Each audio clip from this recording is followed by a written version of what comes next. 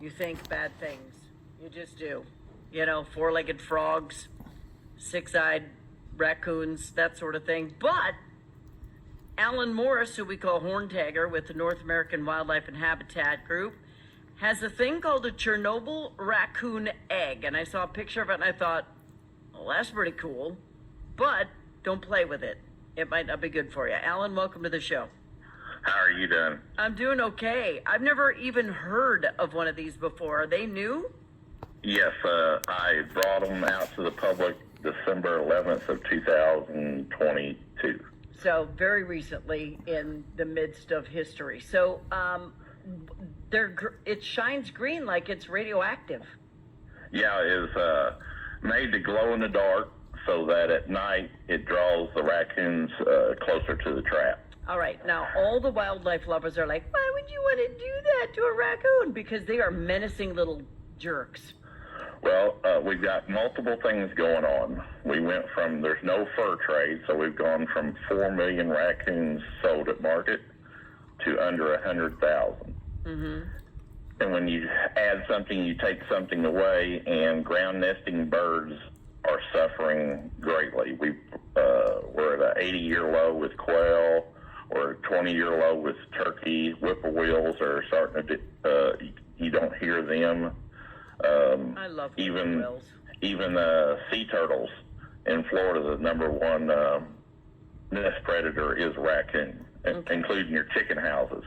Well, and you know what? Raccoons are cute, and I love the way they wash their little hands, and they look like bandits, and, you know, they are adorable little things, but when they start to wreak havoc because we don't really have a raccoon season, they become a problem. They become a menace.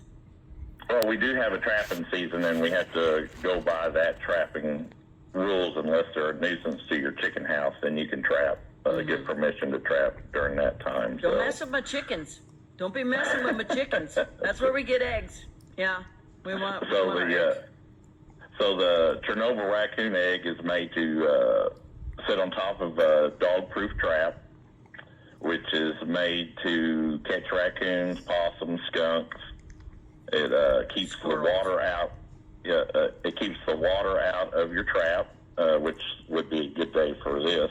Mm-hmm. And it keeps mice get into your trap and eat all the food out of the trap. So when the raccoon comes by, there's nothing there to eat and get caught. So it keeps the mice out of your trap, and then it enhances your trap by glowing all night, or glowing 6 to 8 hours a night. So is it solar? I mean, does it just sit there and soak up solar? It's phosphorescent, so it just soaks up the sun during the day. Kind of like those little lamps we put out, a little bit, like the ones we line our driveway with. Yeah, to a point. But this is made very hard because raccoons start chewing on everything and tear it up.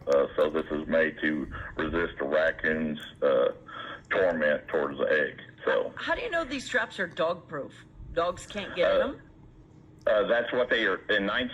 Before 1980, there was footholds, and then in the 1980s, dog-proof traps come out, and it's a small tube that a dog's foot can't get inside, or its muzzle can't get inside, so they call them dog-proof traps. Okay, because I would hate for a puppy to get in there.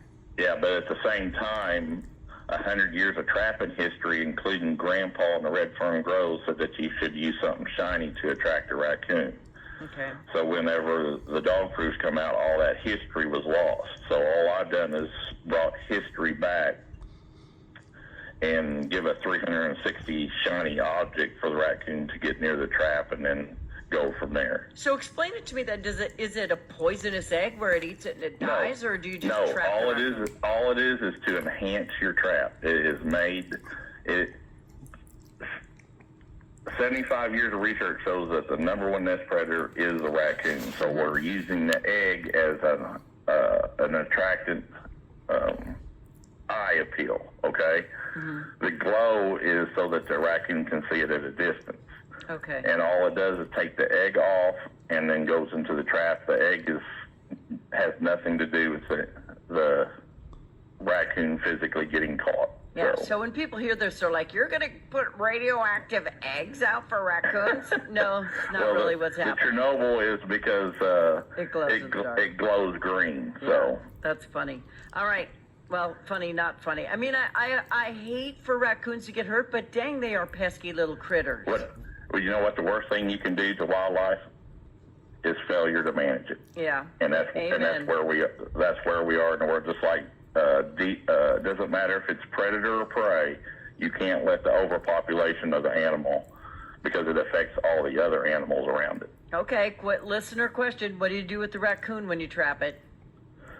You have to dispatch it, and then you can skin it, tan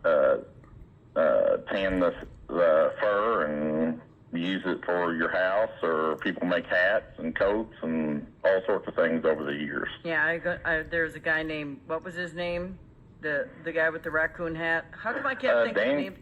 Daniel Boone, for some reason. He's somewhere around in Kentucky or Tennessee. I can't quite remember. Yeah, I knew there was a guy, but my brain got angry really early this morning, so words aren't coming easily to me. All right, so the bait that's in the cage itself, isn't going to hurt anything. You're just catching these things so that you can help bring down the population, because they're smart little critters, though. Do you think they're going to catch on to this? Because they're not stupid.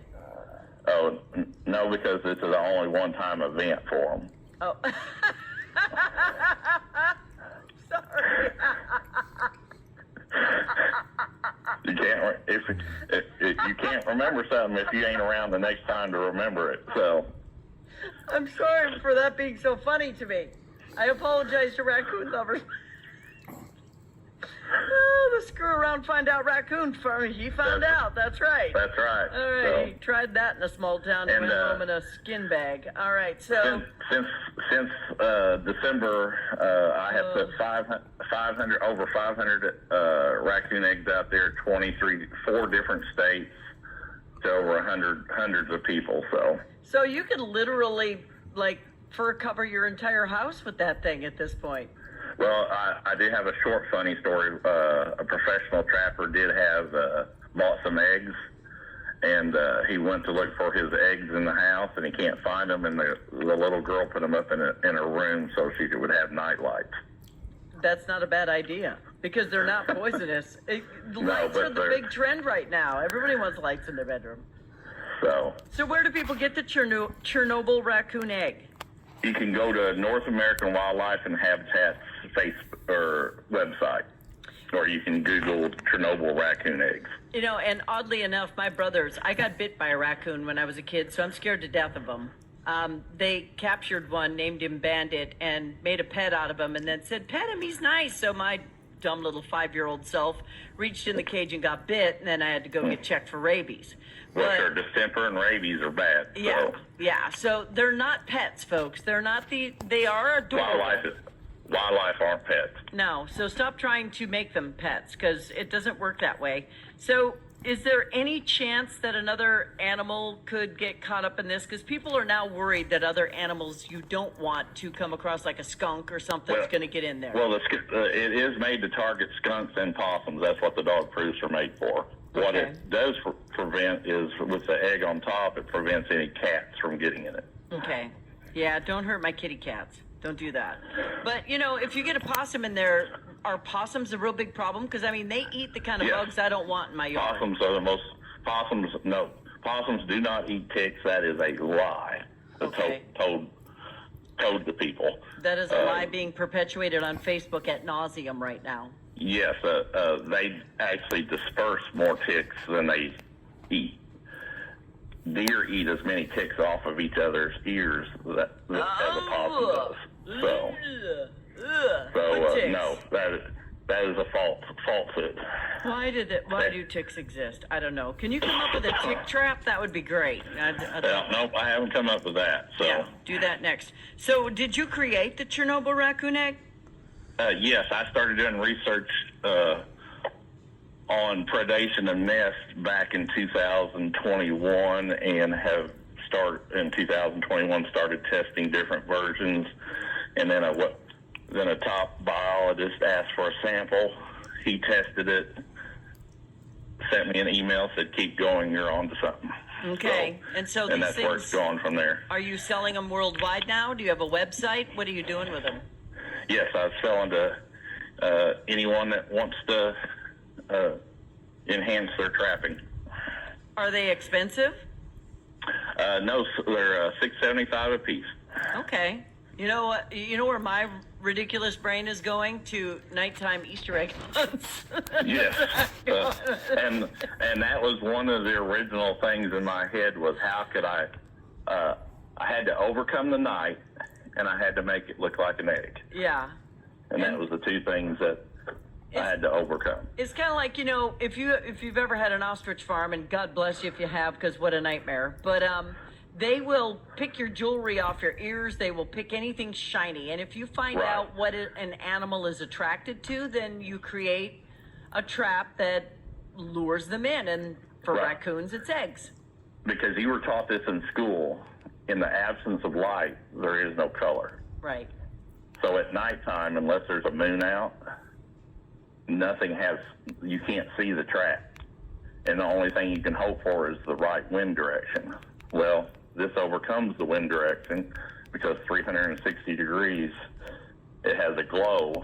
All it has to get the raccoon close enough for your bait and scent to work. Okay, listener question. If it's a baby raccoon, do you let it go? Yeah, you can release them. So okay. You have to do it you have to have a catch pole to be able to do it. You don't want to do it by hand. Yeah, because they can be wily little critters.